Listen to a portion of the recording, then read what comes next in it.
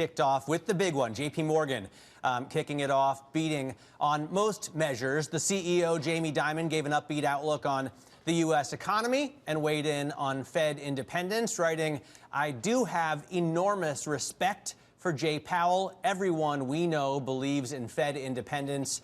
Anything that chips away at that, probably not a great idea." And it seems like he's being a bit understated there. Herman Chan, senior U.S. bank analyst for Bloomberg Intelligence, joins us with more. And I won't ask you to weigh in on, Fed independence, sure. But rather on the earnings. I thought trading was expected to be a little bit softer in Q4, and yet they beat. Yeah, they beat.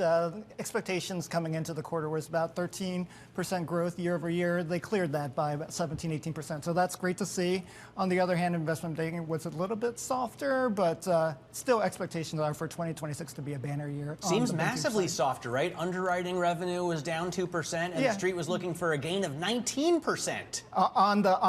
On the investment banking side, it was a bit single-digit growth. So, and they came down a bit lighter. So, fourth quarter is typically a bit more seasonal in nature. So that had something to do with it. But still expecting strong activity, given just IPO calendar and the like. So strong investment banking results expected for 2026. And Herman, you and I were both on surveillance as that media call was undergoing, and the CFO was talking about the credit card business. I'd say he was so blunt, actually kind of refreshingly so. Yeah, sure. I mean, he didn't say what the hit to the business would be, but I mean, it would be bad. He was like, we would significantly change our business. It'd be bad for the economy. It would be bad for consumers. Right. What would it mean for the overall beast of JP Morgan to have to significantly curtail their credit card business if you did get this 10%? Yeah, it would be a massive rewiring of what they do, how the business operates, how they underwrite risk.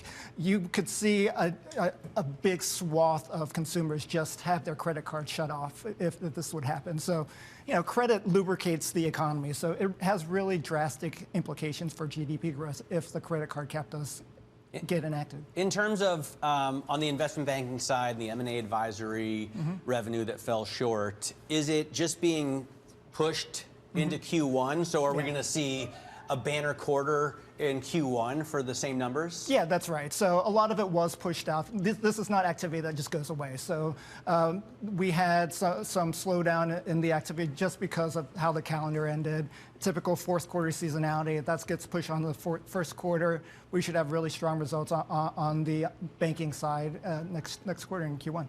And I'm also guessing that like all these banks are trying to position themselves for these monster IPOs we're going to get. Like if we have SpaceX, is this good for everybody? Is it going to be a fight tooth and nail of who actually gets to take hold of these IPOs? Yeah, it's going to be tooth and nail. I mean, you want to be the lead book runner on these deals. So technology is something that we expect to be really a big driver for IPO activity for next year. And JP Morgan, Morgan Stanley have really strong tech practices, so we'd expect them to do well. Herman, thank you so much for helping us cover that. Herman Chan of Bloomberg Intelligence. More bank earnings to come, and we'll get more thoughts from Herman. Some breaking news, by the way.